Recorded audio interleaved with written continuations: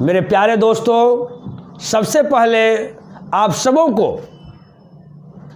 आज Valentine day की ढेर सारी आप लोगों को शुभकामनाएं।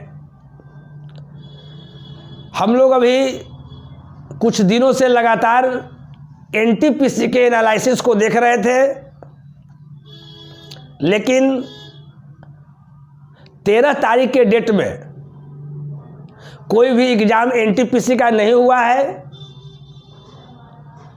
12 फरवरी के डेट तक हमने एनालिसिस करवाया है। उसके बावजूद आप लोग जानते हैं कि जो भी हम एनालिसिस करवाते हैं वो एक दिन बाद करवाते हैं। एक दिन बाद इसलिए करवाते हैं ताकि जो बच्चे क्वेश्चन भेजते हैं उसको भली भांति पहले हम ठीक ढंग से समझ जाते हैं कौन सही है कौन गलत है। अगर एक ही क्वेश्चन अगर लड़का अगर 2-3 बार अगर भेज रहा है, इसका मतलब वो क्वेश्चन सही है। तो यही कारण है कि एक दिन बाद हम एनालिसिस को करवाते हैं। लेकिन 13 तारीख के डेट में कोई भी एग्जाम एनटीपीसी का नहीं हुआ था। हमारी कोशिश है कि जब भी कोई एग्जाम हो तो उसका एनालिसिस हम जरूर करवाएं, और एग्जाम नहीं भी हो तो कोई ना कोई वीडियो आपके पास जरूर पहुंचे, और किसी भी टॉपिक का हो, ताकि आप लोगों को हम अपने नॉलेज के माध्यम से आगे बढ़ाने का निरंतर प्रयास कर सके। यही हमारी कोशिश है। मेरे प्यारे दोस्तों, परसेंटेज का 3 टॉपिक हमने यूट्यूब पर डाल रखा है, बहुत ही बेसिक। और आज का टॉपिक भी परसेंटेज है, ये आपका लेक्चर 4 है। लेकिन जो बच्चे डायरेक्ट अगर लेक्चर 4 को देख रहे हैं, उनसे मेरा निवेदन है कि पहले जो 3 लेक्चर हम डाल चुके हैं उसको ठीक ढंग से समझ लीजिए, ताकि आगे के लेक्चर को समझने में आपको सुविधा हो। लेकिन अगर डायरेक्ट भी कोई अगर लेक्चर 4 देखता है तो पर भी समझेगा, ये हमारी गारंटी है। तो आइए इसी के साथ बिना लेट किए हुए आज के हम लोग लेक्चर को देखेंगे, परसेंटेज लेक्चर 4। और हाँ, एक बात और, ये जो आपका जो लेक्चर है किसी खास एग्जाम के लिए नहीं है। ये नहीं कि रेलवे के लिए है या एसएससी के लिए है, इस सब के लिए है। एसएससी हो, बैंक हो, रेलवे हो, सीईटी हो, कोई स्टेट गवर्नमेंट जॉब हो या कोई सेंट्रल गवर्नमेंट जॉब हो, सभी एग्जामों के लिए ये बहुत ही महत्वपूर्ण है। तो आइए हम देखते हैं क्वेश्चन को। चलिए क्वेश्चन को एक बार हम रीड करते हैं। कहता है फर्स्ट क्वेश्चन कि एक संख्या जिसे जब 16% बढ़ाया जाता है तो 1914 हो जाती है, तो वो संख्या क्या है? संख्या आपको निकालना है। 4 गो इसका प्यारा प्यारा ऑप्शन दिया हुआ है मेरे दोस्त। ए ऑप्शन है 2220, बी है 1650, सी है 2010 और डी है 1780। एक क्वेश्चन आपका एसएससी सीपीओ 2019 में पूछा हुआ क्वेश्चन है, यानी लेटेस्ट क्वेश्चन है। देखिए, ये सब क्वेश्चन को हम लोग एक से मानकर नहीं बनाएंगे, है ना। एकदम ही सटीक मेथड से हम लोग बनाएंगे, फ्रैक्शन मेथड से बनाएंगे आराम से, है ना। और आराम से हम लोग बना देंगे तुरंत। यहाँ देखिए, कहता है कि एक संख्या जो है जिसे जब 16% बढ़ाया जाता है, थोड़ा सा समझाने के ख्याल से हल्का सा हम टाइम लेकर एक्सप्लेन करेंगे ताकि आपके दिमाग में बैठ जाए, और उसके बाद इसी क्वेश्चन को हम हवा की झोंकों की तरह एकदम सेकंडों में समझा देंगे। तो यहाँ ध्यान दीजिए, कहता है कि एक संख्या जिसे जब 16% बढ़ाया जाता है, यहाँ ध्यान दीजिए 16% का मतलब क्या होगा मेरे भाई? 16% का मतलब होगा 16/100। अगर इसको काटते हैं तो यह 4 चौका 16, 4 से 25, 4 बटा क्या हो जाता है जी? 25। देखिए, हम बताए हैं परसेंटेज में, हम बताए हैं कि ये जो शुरू नीचे वाला जो रहता है, यानी जो आपका डिनोमिनेटर है, जो हर है, ये आपका बेस वैल्यू होता है। क्या होता है जी? बेस वैल्यू बोलते हैं, या इसको बोलते हैं हम लोग इनिशियल वैल्यू। क्या बोलते हैं जी? Initial value. जैसे कोई संख्या हम लोग शुरू में मान लेते हैं कि माना कि वो संख्या x, तो वही एक तरह से ये आपका है इनिशियल वैल्यू है, या इसको हम लोग बेस वैल्यू बोलते हैं। ये जो होता है चेंजिंग वैल्यू होता है। क्या होता है जी? Changing value. थोड़ा समझा देते हैं। हालांकि पहले अगर 3 गो लेक्चर देखिएगा परसेंटेज का, उसमें पूरा विस्तृत रूप में समझाया हुआ है, आप लोग समझ जाइएगा। तो यहाँ देखिए एक चेंजिंग वैल्यू ये क्या होता है, जैसे मान लेते हैं कि आप बढ़ा रहे हैं, बढ़ाने वाला काम कर रहे हैं, तो संख्या आपका पहले से 25 था तो ये आपका 4 बढ़ गया, यानी 25 का 4 क्या हो गया जी, आपका 29 हो गया। अगर 16% घटाते हैं, यहाँ पर भी 4 आता है तो संख्या पहले 25 था, अब 25 में से 4 घट गया तो क्या हो गया जी, आपका 21 हो गया। चलिए कोई दिक्कत नहीं। तो कहता है कि एक संख्या जिसे जब 16% बढ़ाया जाता है तो 1914 हो जाती है। तो हम क्या बताएं, जो नीचे वाला है, जो हर है, जो डिनोमिनेटर है, वही संख्या है। तो संख्या पहले से क्या था मेरे भाई, 25 था। संख्या कितना बढ़ गया जी, यहाँ 4 बढ़ गया, परसेंटेज में 16% बढ़ा है, यहाँ संख्या कितना बढ़ गया, 4 बढ़ गया, तो संख्या बढ़कर कितना हो गया टोटल, 25,000 कितना, 29। तो यहाँ लिख देंगे हम 29। अब देखिए, लेकिन क्वेश्चन में कह रहा है, अकॉर्डिंग टू क्वेश्चन अगर देखते हैं मेरे दोस्त, तो यहाँ कहता है कि संख्या 1914 हो जाता है। यहाँ से क्या हो रहा है, 29 हो रहा है, लेकिन वहाँ से क्या हो रहा है जी, 1914 हो रहा है। तो कहीं ना कहीं 29 का वैल्यू क्या हो जाएगा, 1914 हो जाएगा, है ना। तो निकालना क्या है, वो संख्या यानी 25 का वैल्यू, तो 1 का वैल्यू क्या हो जाएगा जी, 1914 बटा क्या हो जाएगा, 29। फिर हमको संख्या निकालना है, संख्या क्या है जी, 25 है, तो 25 का वैल्यू क्या हो जाएगा, 1914 बटा क्या, 29, गुना संख्या क्या है जी, 25, तो यानी 25 से गुना कर देंगे। जैसे वो 29 से काटेगा तो कितना टाइम कट जाएगा जी, आपका 66 टाइम कट जाएगा। अब यहाँ 66 में अगर 25 से गुना कीजिएगा तो आपका कितना आ जाएगा, आपका आ जाएगा 1650, है ना। आप सोच रहे हो कि सर कैसे इतना भाई जल्दी सोच लिए कि 1650 आ गया। तो आराम से, अगर भगवान अगर आपको दिमाग दिए हैं, अगर आपको बुद्धि अगर दिए हैं, तो थोड़ा सा दिमाग मेरे दोस्त लगा लेना है। क्या लगा लेना है, अब बताते हैं। इस 66 में हमको 25 से गुना करना है। सबसे पहले यहाँ ध्यान दीजिए, तो अब यहाँ ध्यान दीजिए, सबसे पहले तो क्या सोचेंगे कि यूनिट डिजिट में गुना करेंगे तो 6 × 25 लास्ट में 0 आना चाहिए, तो 0 सब में आ रहा है, उससे हम लोग जल्दी नहीं पकड़ सकते। एक जल्दी पकड़ने का ये भी तरीका है, लेकिन ये मेरा फेल हो गया। अब देखिए 66 में अगर 25 से करना है तो 66 में 10 से करेंगे तो कितना हो जाएगा जी, 660 हो जाएगा। फिर 10 से एक टाइम आउट कर देंगे मन में तो 600 हो जाएगा, 60 हो जाएगा, तो 600 600 1200 और 60 दूनी 120 यानी 1320 हो जाएगा। और फिर 5 करना है, 10 10 20 तो होगा, फिर 5 करना है तो 660 का आधा कितना हो गया, 330, और 1320 और 330 जोड़ दीजिएगा तो मेरा क्या हो जाएगा मेरे दोस्त, 1650। तो जो लड़का एक्सपर्ट है ना, जो डेली मेहनत कर रहा है, वो इस चीज़ को समझ रहा है ना। लेकिन जो लड़का एकदम नहीं समझने वाला है, हम कहते हैं, वो सोचता है कि हमको नौकरी नहीं लेना है, तो उसको कैसे होगा, एकदम नहीं हो सकता है। तो चलिए इसी क्वेश्चन को समझाने के ख्याल से हल्का सा हम टाइम भी लिए हैं, अब इसी क्वेश्चन को थोड़ा सा जल्दी हम लोग कैसे करेंगे, है ना। जो लड़का एक्सपर्ट रहेगा, है ना, जो लड़का बैंक पीओ की तैयारी कर रहा है, सीजीएल मेंस की तैयारी कर रहा है, वो कैसे सोचता है, जो सफल व्यक्ति होता है वो कैसे सोचेगा, इस बात को यहाँ पर ध्यान दीजिएगा। क्वेश्चन पढ़ेगा और कैसे सोल्यूशन करेगा।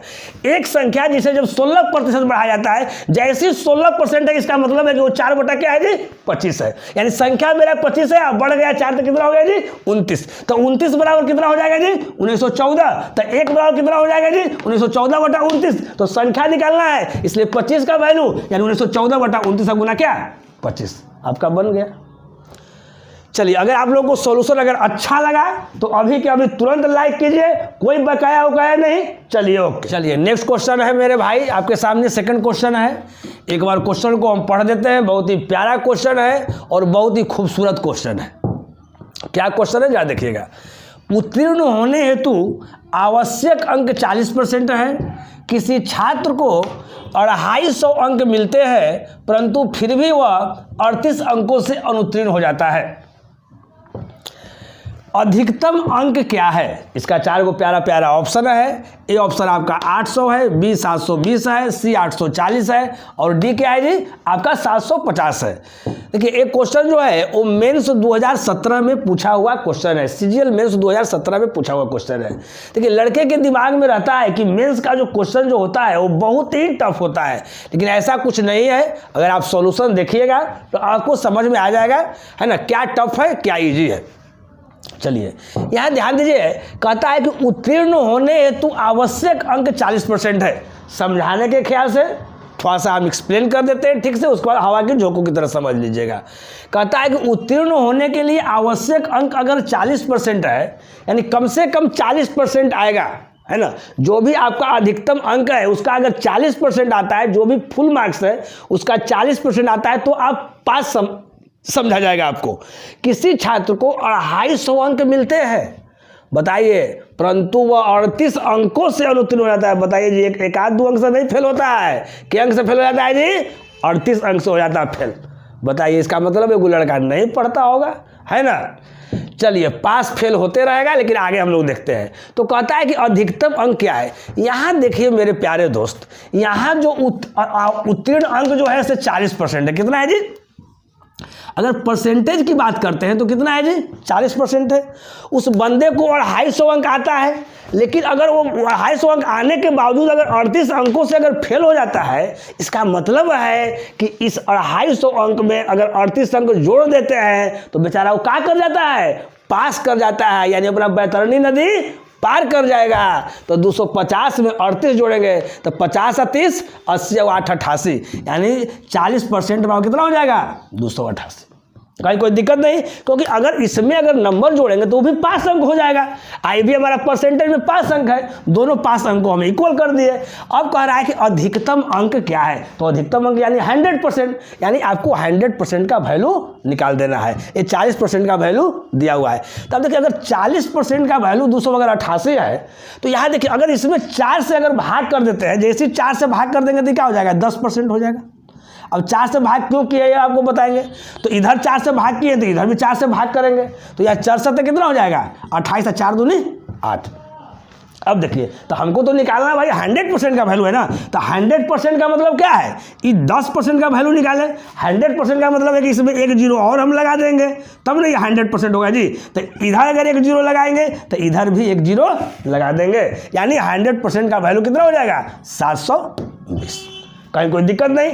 अब देखिए, अब जो लड़का एक्सपर्ट रहेगा, डेली मेहनत करता है, डेली प्रैक्टिस सेट बनाता है, वो इतना थोड़ी ये समय लेने जाएगा। अरे मेरे दोस्त, देखिए कितना समय लेगा। वो ऐसे डायरेक्ट सोच लेगा कि ये 40% है, वो किसके बराबर है जी? 250 प्लस 38 यानी 288 के बराबर है। अगर 40% अगर 288 के बराबर है तो यहाँ हमको 100% का वैल्यू निकालना है। 4 से भाग कर दिए 10%, तो 10% उधर से भी 4 से भाग कर देंगे तो आपका 72 आ जाएगा। 10% का वैल्यू अगर 72 के बराबर है, एक जीरो बढ़ा दिए यानी 100% हो गया। और 100% का वैल्यू क्या हो जाएगा मेरे दोस्त? 720 के बराबर हो जाएगा। अब ऑप्शन दिख रहा है 720 कौन है, तो आपका ऑप्शन क्या है?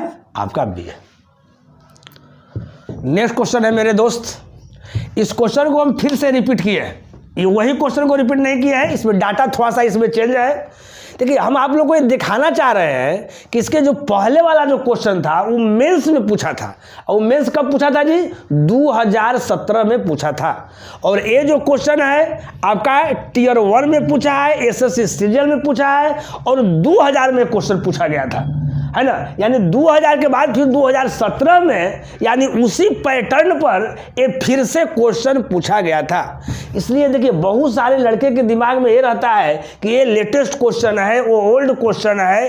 यानी कहने का मतलब है कि ये सब दिमाग में आपको नहीं रखना है ना। तो आइए देखिए क्वेश्चन को देखेंगे।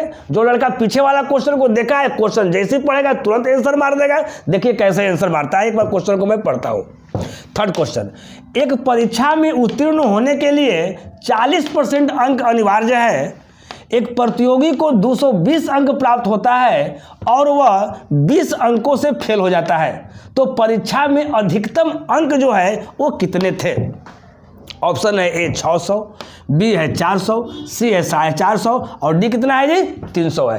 देखिए वही क्वेश्चन है, 40% उत्तीर्ण होने के लिए आवश्यक है। यहाँ बेचारा 20 अंक से फेल हो जाता है, यानी 220 में 20 जोड़ेंगे तो कितना हो जाएगा? 240, यानी 40% का वैल्यू कितना हो जाएगा जी? 240। 4 से भाग दिए, 10% का वैल्यू कितना हो जाएगा जी? 60। तो फिर 100% का वैल्यू क्या हो जाएगा जी? दोनों तरफ एक जीरो जोड़ दिए, यानी मेरा ऑप्शन आ गया ये कितना? 600। यानी जो लड़का एकदम क्वेश्चन को इस तरह के पैटर्न को समझा है पहले वाला, तो आराम से बना देगा। थोड़ा सा हम लिख देते हैं आप लोग को। वहाँ 40% उत्तीर्ण होने के लिए आवश्यक है।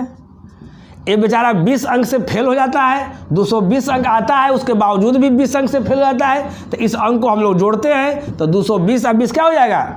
240। यहाँ 4 से दोनों तरफ भाग कर दिए, ये आपका 10% आ जाएगा। 4 से भाग कर दिए तो यहाँ क्या आ गया? 60 आ गया। अगर 100% करना है तो एक जीरो बढ़ाना है। अगर एक जीरो इधर बढ़ाएंगे तो एक जीरो इधर भी बढ़ाएंगे, यानी यही मेरा क्या हो गया? आंसर हो गया। नेक्स्ट क्वेश्चन हम देखते हैं मेरे प्यारे दोस्त।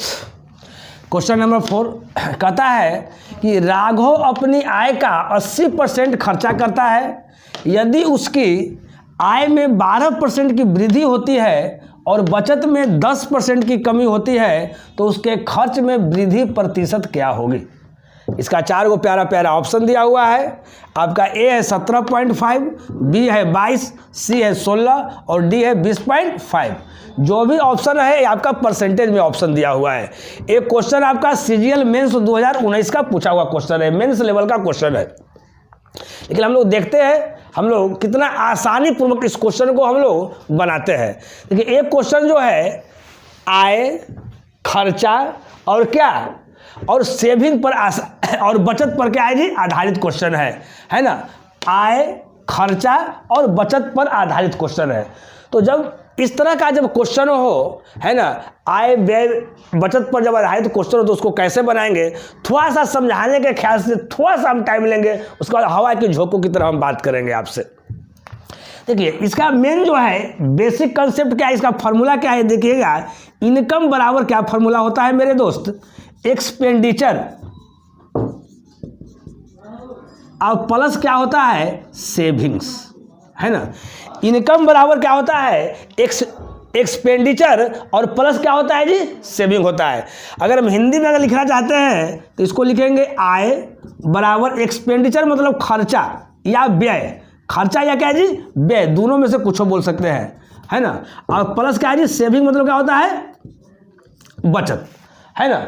यहाँ ध्यान दीजिएगा इस फॉर्मूला को तो सबसे पहले दिमाग में रखना है। अब आप ऐसे समझिए, मान लेते हैं कि मंथली इनकम आपका जो मंथली जो इनकम है कितना है जी आपका, मान लेते हैं मंथली इनकम आपका 100 रुपया है। क्या आपका मंथली इनकम है जी 100 रुपया है। और इस 100 रुपया में आपका जो जीवन है बहुत ही शानदार ढंग से व्यतीत हो रहा है, कहना ही नहीं है। और उसके बावजूद आपका मंथली इनकम अगर 100 रुपया है उसके बावजूद भी है आप क्या करते हैं कि आप उसमें से 30 रुपया आप बचा लेते हैं।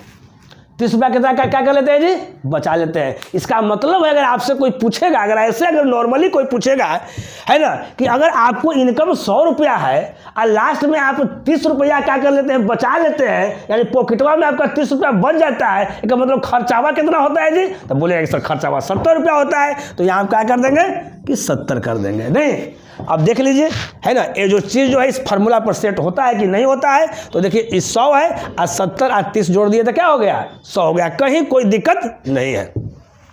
अब देखिए इसी चीज़ को हम कैसे बनाएंगे इस चीज़ को आप समझिएगा, है ना। चलिए यहाँ हम साफ कर देते हैं पहले इसको। अब ये तो फार्मूला आप समझ गए, फार्मूला में कहीं कोई दिक्कत नहीं है। अब इस क्वेश्चन को थोड़ा सा सोल्व करके हम देखते हैं कैसे सोल्व करते हैं।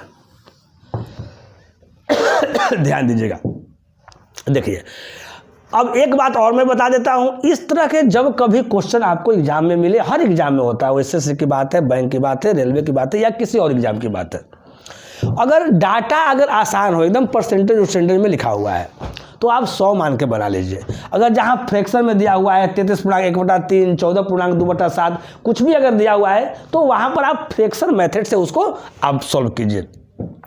तो यहाँ देखिए कहता है कि राघव अपनी आय का 80% खर्चा करता है, तो उसका आयवा है भाई कितना है, तो मान लेते हैं कि उसका आय नहीं दिया हुआ है, तो मान लेते हैं उसका आय कितना है जी आपका 100 रुपया उसका आय है, उसमें 80% अगर खर्चा करता है, यानी 80% खर्चा यानी 80 रुपया खर्चा कर लेता है, तो आप बताइए उसको बचता कितना है जी, तो बोलिएगा कि सर 20 रुपया बचता है। कोई पूछने की बात है, एकदम नहीं पूछने की बात है। अब मेरे प्यारे दोस्त अब आगे देखेंगे क्वेश्चन को क्या कह रहा है। तो राघव अपनी आय का 80% खर्चा करता है, यदि उसकी आय में 12% की वृद्धि होती है, या समझिएगा यानी आय जो पहले 100 रुपया था उसमें जो वृद्धि हुआ जो मेरे दोस्त वो कितना हुआ 12% का वृद्धि हो गया। तो वो वृद्धि हो के आखिर कितना हो गया जी 112। कहीं कोई दिक्कत नहीं समझने में। अब आगे यहाँ ध्यान दीजिए, नहीं दिक्कत। अब कहता है और बचत में 10% की कमी होती है। अगर बचत में 10% की कमी होती है तो पहले बचत कितना था जी 20 जी, तो 20 का हम 10% अगर निकालेंगे तो कितना आएगा जी 2 आएगा। यानी इसका मतलब है अगर 10% की अगर कमी होती है, 10% क्या होती है अगर कमी होती है तो इसमें से आपको 10% घटा लेना है, तो कितना आ जाएगा आपका 18। कहीं कोई दिक्कत? अरे 20 का अगर 10% निकालेंगे तो 2 आएगा, 20 में से 2 घटाएंगे देंगे तो यहाँ 18 आएगा। तो अब देखिए, अब आय आपका 112 है ना, अब बचत यहाँ आपका 18 है, तो आपका खर्चा कितना हो रहा है जी? तो आराम से बोल दीजिएगा सर कितना है? 94 रुपया। अब 94 18 आप जोड़ कर देख लीजिए 112 होता है कि नहीं होता है। तो यहाँ देख लीजिए 8 और 4 12 की 2 कैरी 1, 9 और 1 10, 10 है कितना हो गया? 11। अब क्वेश्चन क्या कह रहा है ससुरा, ये देखिए, कहता है उसके खर्च में वृद्धि प्रतिशत क्या है? खर्च में वृद्धि प्रतिशत, पहले खर्च मेरा दोस्त 80 था, अब जो खर्च जो ये जो हो गया बढ़ के हो गया, वो क्या हो गया जी? कितना बढ़ गया? आपका ये 14 बढ़ गया। तो कह रहा है खर्च में वृद्धि प्रतिशत कितना है, कितना खर्चा बढ़ा? तो कितना बढ़ा जी? 14 बढ़ा। तो देखिए कैसे निकालेंगे, यहाँ ध्यान दीजिए, ये 14 बढ़ा कितना से जी? तो 80 से, यानी बेस वैल्यू आपका 80 है, तो 80 गुना क्या है? 100। इसको थोड़ा सा समझाने ख्याल से हम ऐसे लिख देते हैं, उसको इतना करने की आवश्यकता नहीं है। देखिए तुरंत हम कैसे करते हैं। तो यहाँ देखिए 20 से काटिए 4, अब 20 से काटिए 5, 2 से काटिए 2 दूनी 4, 2 से काटिए 7, यानी 7 पचे 35 बटा कितना हो गया? 2, यानी यहाँ करेंगे तो 17.5% आपका क्या हो जाएगा? आंसर हो जाएगा। लेकिन मेरे दोस्त यहाँ समझिए, हमको इस तरह से निकालने की आवश्यकता नहीं है। अगर इस तरह से निकाल दें तो धिक्कार है आपकी जिंदगी पर, बेकार आप तैयारी कर रहे हैं, आपसे जॉब होने वाला नहीं है। कैसे इस चीज को सोचेंगे, इस चीज को हम समझे। पहले जो कहे कि धिक्कार है, तो इसको पहले हम साफ कर देते हैं, इसको सबसे पहले आप साफ कर दीजिए, है ना। अब देखिए हम कैसे सोचेंगे। अगर भगवान अगर दिमाग दिए हैं, अगर बुद्धि अगर दिए हैं, और आपको बोले हैं कि हर हाल में जॉब लेकर दिखाना है, तो किस तरह से दिखाना है, ये चीज को समझिए। यहाँ समझिए, आप जानते हैं कि कोई भी संख्या अपने आप में 100% होती है। अब यहाँ देखिए, अगर 80 में अगर 14 अगर वृद्धि हो रहा है, 80 में अगर 14 अगर वृद्धि हो रहा है, तो 40 में कितना वृद्धि होगा जी? तो बोलिएगा कि सर 7 वृद्धि होगा। कितना होगा जी? 7 वृद्धि होगा। तो 40 में 7 वृद्धि होगा, तो 20 में कितना होगा जी? तो 3.5 होगा। तो 20 में 3.5 होगा, 80 में 14 है, 20 में 3.5 है, तो 80 और 20 कितना हो गया? 100, यानी 100 में कितना हो गया? 17.5। 17.5 ऑप्शन किसमें? आपका ए ऑप्शन में। कहीं कोई दिक्कत नहीं समझने में। हम आशा करते हैं कि इस क्वेश्चन को समझे हैं।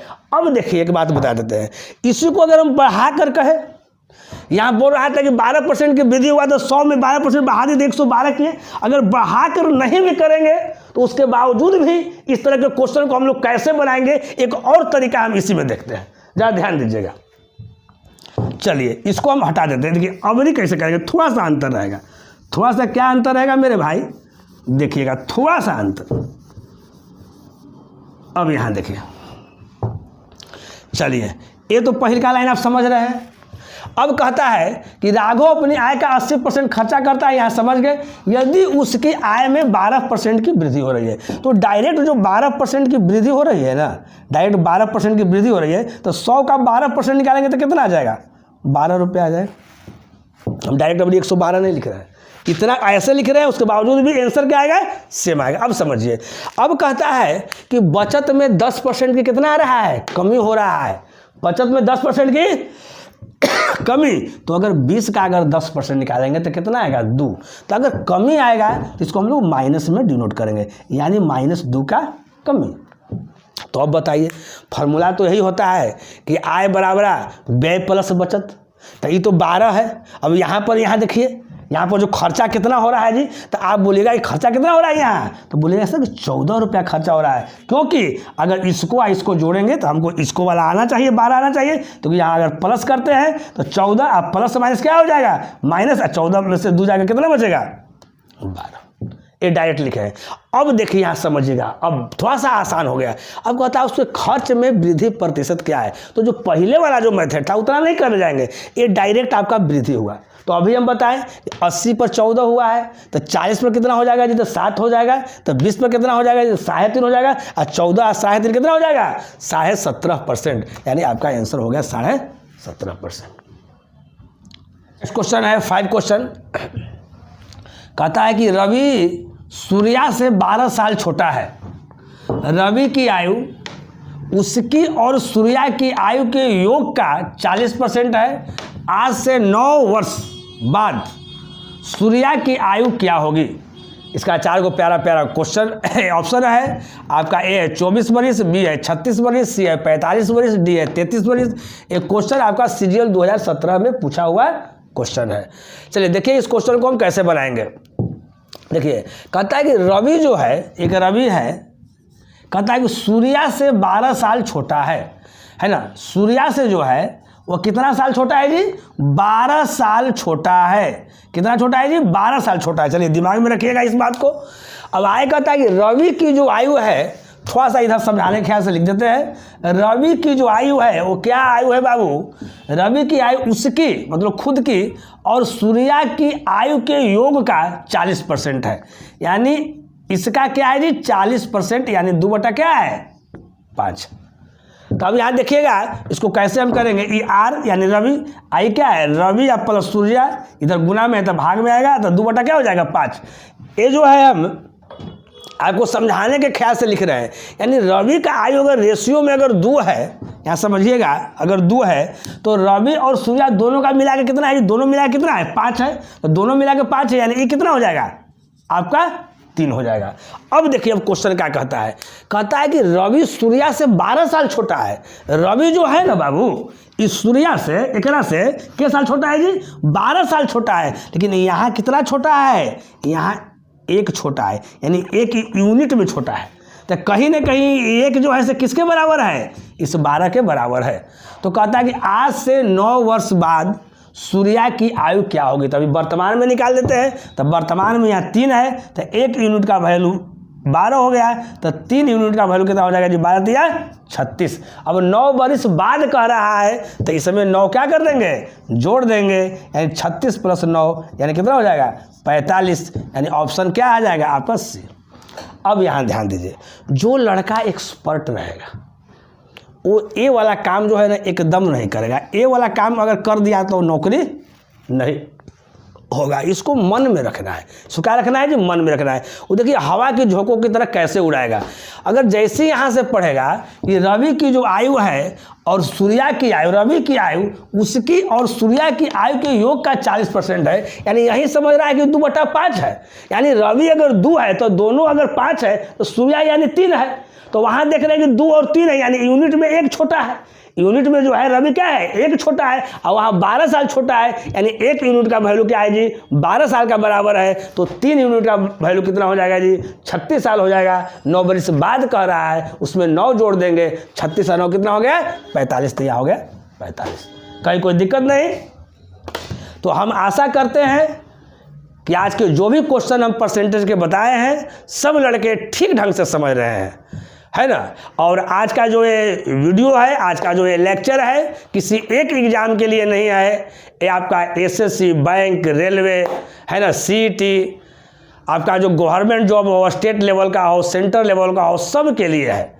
लेकिन हम आप लोग से निवेदन करेंगे कि इसके पहले जो मेरा 3 वीडियो जो डाला गया है परसेंटेज का, उसको आप अगर पढ़ लेते हैं तो आपको अच्छा ढंग से समझ में आ जाएगा। तो हम डेली हम इसी तरह से आप मिलते रहेंगे। अभी तो एनटीपीसी का एनालिसिस चल रहा है ना। आज जो एग्ज़ाम नहीं था उसके वजह से हम सोचे कि कोई ना कोई वीडियो आप लोग को डालते रहे, है ना, ताकि आप इसी तरह कंटिन्यू पढ़ते रहे। जो लड़के न्यू होंगे, जो चैनल को सब्सक्राइब नहीं किए होंगे, कृपया करके चैनल को सब्सक्राइब कर दें, ताकि कोई भी न्यू वीडियो अगर हम अपलोड करें तो बिना रुकावट के, बिना परेशानी के वो आपके पास पहुंच जाए। अगर आप वीडियो देखते हैं, अगर अच्छा लगता है तो ज़रूर लाइक करें, ज़रूर कमेंट करें। फिर अगले वीडियो में हम मिलते हैं इसी जोश और इसी उत्साह के साथ। तब तक ओके बाय, नमस्कार।